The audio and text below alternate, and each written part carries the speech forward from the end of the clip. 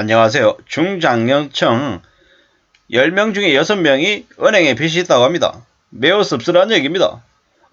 빚이 있는 만큼 자산도 많겠죠.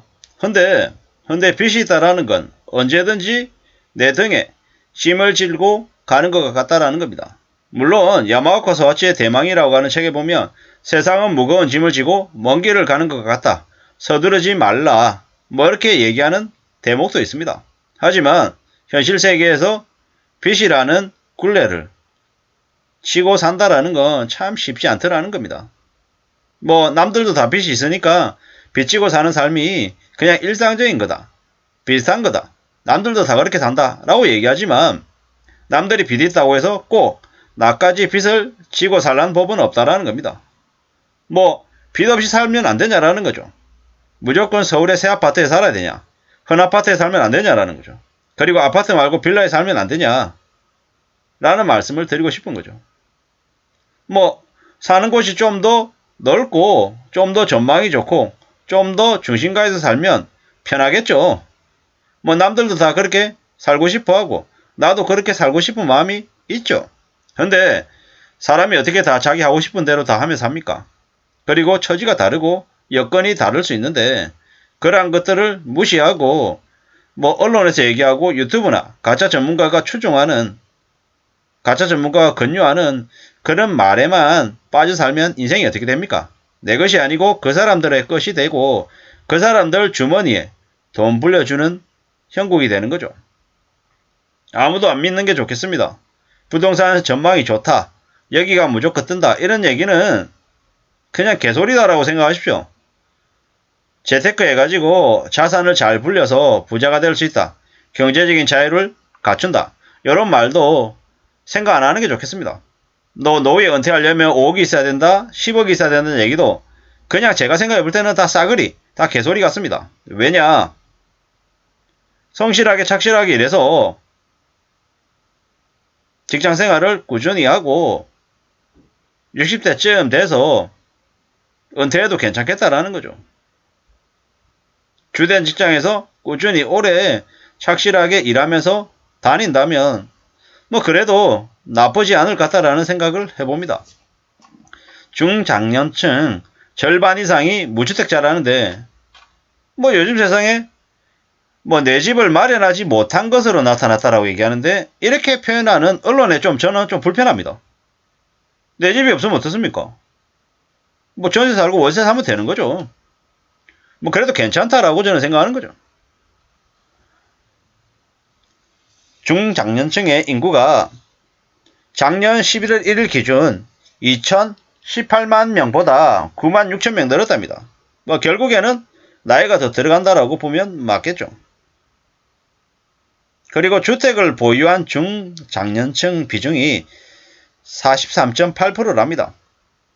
1년 전보다 0.7% 올랐답니다. 10명 중에 4명 정도가 집이 있고 6명이 없는 거네요.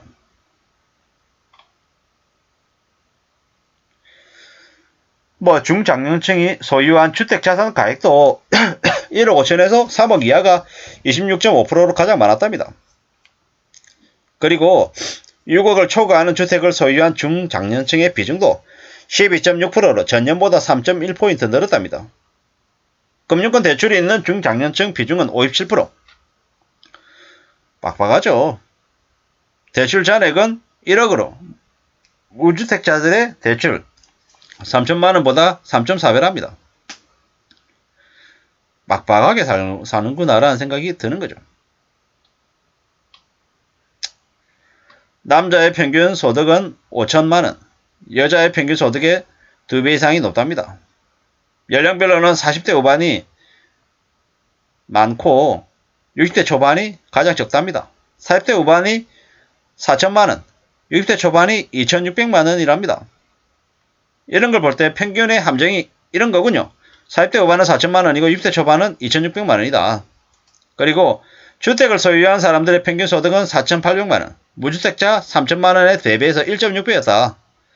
그리고 공적연금이나 퇴직연금에 가입한 중장년층도 76%로 전년 대비 0.6% 높다라고 합니다.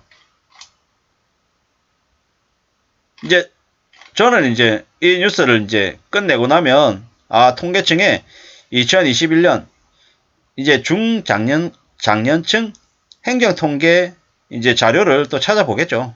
찾아보면서 어떤 사람들이냐, 어떻게 살아가고 있는지를 좀 미루어 짐작해 보려고 합니다. 뭐 저 또한 그 연령층에 포함되기 때문인 거죠. 내가 평균보다는 조금 위에 있나? 아니면 좀 아래에 있나? 이런 것들도 살짝 한번 이제 따져보려는 거죠. 앞으로 우리가 살아가는 삶이 어떻게 바뀌어가겠습니까? 점점 더 실질적으로 실리를 추구하는 쪽으로 바뀌어갈 것이고 함부로 탐욕이나 욕심을 부리는 사람들이 이제 좀 줄지 않겠냐라는 생각을 해봅니다. 왜? 이미 걸려든 사람들이 몰락하는 게 사방에서 벌어질 거기 때문이죠. 뭐 일본만큼 장기 불황으로 가진 않겠지만 그래도 앞으로 5년은 불황일 거다라고 생각합니다. 5년 뒤쯤에는 다시 펌프질해서 다시 띄우겠죠. 근데 지금은 그렇지 않을 거다. 지금은 철저히 줄이고 쪼이고 악착같이 안 좋게 만들려고 할 거다. 돈을 빌려주는 것도 줄일 것이고 부채도 줄이라고 계속 요구할 거다라는 겁니다. DSR 원리금을 이제 상환하는 형태로 바뀐 거죠. 과거에는 대출 내고 이자만 내던 형식이었다라고 하면 지금은 이자도 내고 원금도 같이 갚아야 되는 체제로 바뀐 거죠. 관리가 되어 가야 된다라는 거죠. 지난 정부 때 집값이 너무 많이 올랐습니다. 3배, 4배가 올랐죠. 게다가 지금은 고점 대비해서 30%가 떨어졌다, 40%가 떨어졌다라고 얘기하는데 여전히 사람들은 높은 수준이다라고 얘기합니다. 그 높은 수준의 집값이었을 때 대출을 잔뜩 끼고 산 사람들은 어떻겠습니까? 삶이 더욱더 어려워질 것 같습니다. 중장년층의 현재의 처지, 상황들을 보면서 이 대한민국의 경제 인구의 허리가, 처지가 어떠한지, 상황이 어떠한지도 엿볼 수 있을 것 같습니다.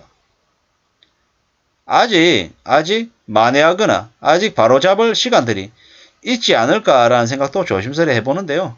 우리가 살아가는 삶을 좀 더 잘 관리하고 잘 대응해서 괜찮아지게 만들었으면 좋겠습니다. 무리한 욕심, 집을 투기해서 5억 번다, 10억 번다 이런 생각하지 말고 그저 착실하게 꾸준히 무던히에 쓰면서 사는 건 어떨까라는 생각도 해봅니다.